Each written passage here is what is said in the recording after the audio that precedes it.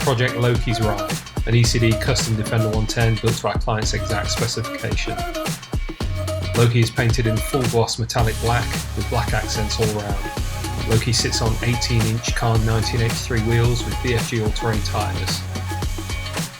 This 110 features a 6.4 roll cage with rear ladder, 4 LED round spotlights up front, a low mount front bumper with worn winch, and black steering guard.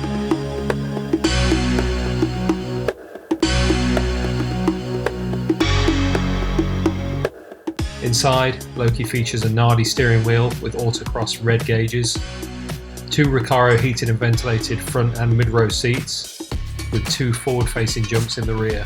Each seat is finished in a vertical diamond Garrett Berkshire black leather, hand-stitched in red.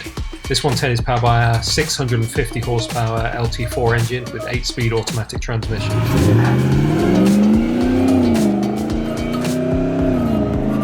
It also features an array of modern touches such as JL Audio sound system, Apple CarPlay, wireless charging, rear AC, and access to USB points throughout.